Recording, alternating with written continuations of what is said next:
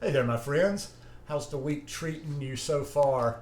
Well, we are just getting closer to spring every single day, aren't we? Our temperatures have gotten a lot warmer, and those nice cool nights under the quilt are slowly going away. But that's all good.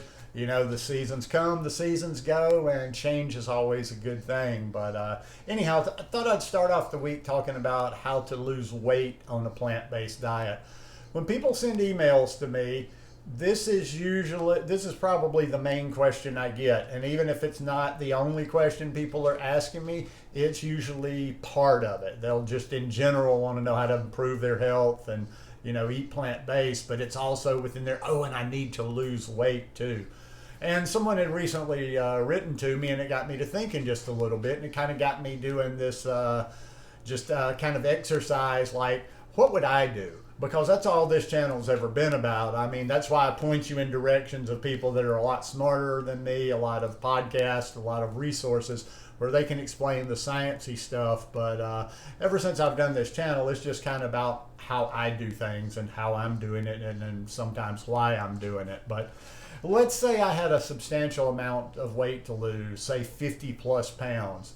And let's say that I have the knowledge of a plant-based diet that I do now, or that I had good resources. I didn't necessarily have good resources when I first started this lifestyle. I didn't necessarily have good people out there on YouTube and different places that I was watching and getting my information from.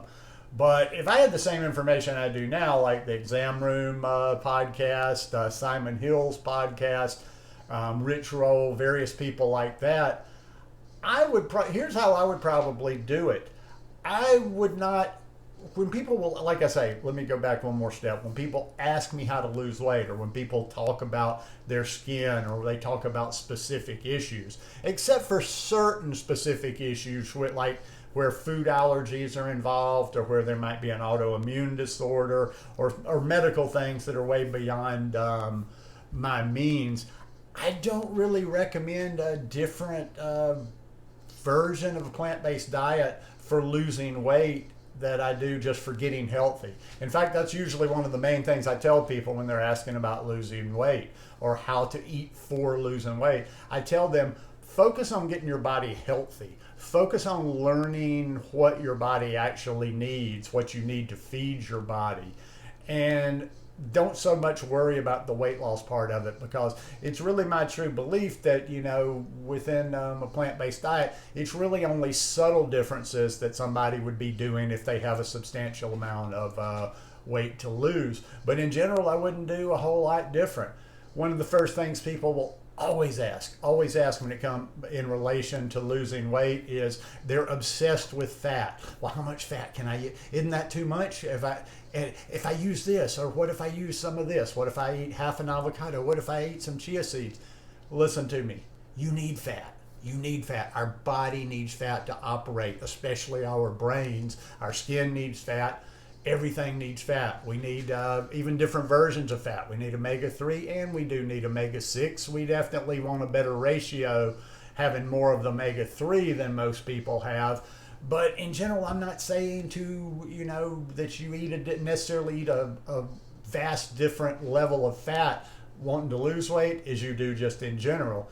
And the reason I say that is I'm just always, even though I'm not necessarily trying to lose weight, I don't want to, that doesn't mean that I'm going to go around scarfing down a bunch of fat.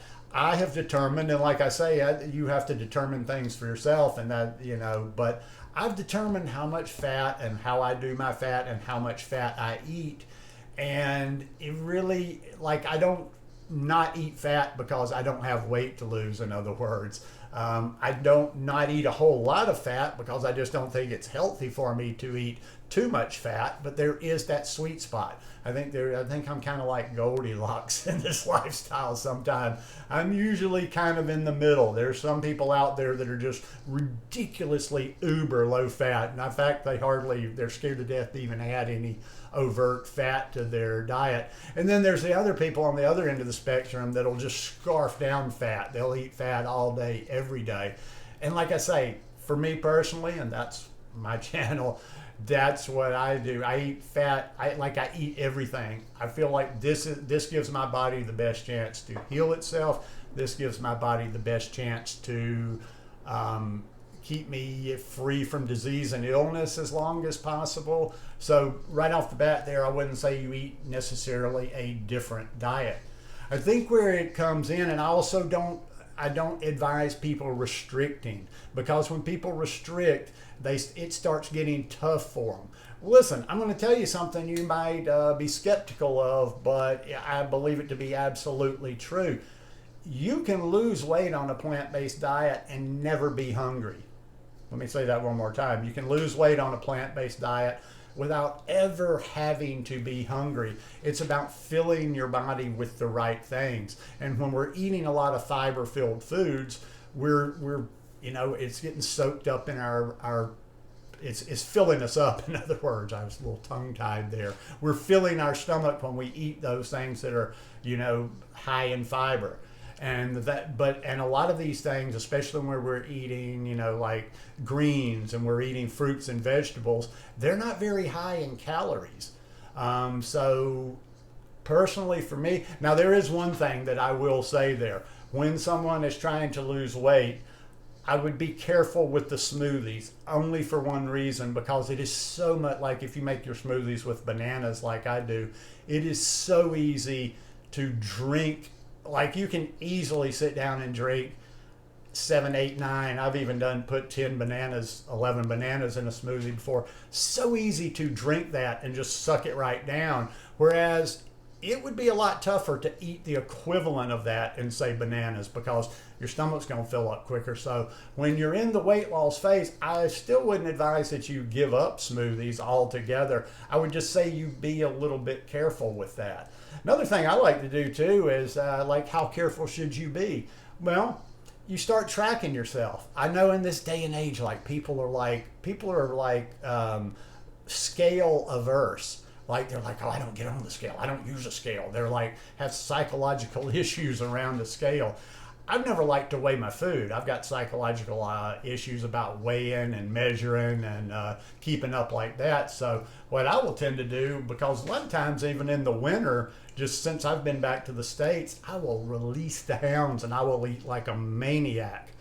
And I will generally be about 5 to 6 pounds heavier in the winter than I like to be in the spring and summer. So all I do, I keep a scale in my bathroom. I jump on the scale almost every day. Now I will take periods like it during the winter where I'm just, like I say, I release the hounds and just eat like a maniac, been working out in the gym, what have you. But when I start saying, okay, spring comes around, I'll get on, I will weigh myself.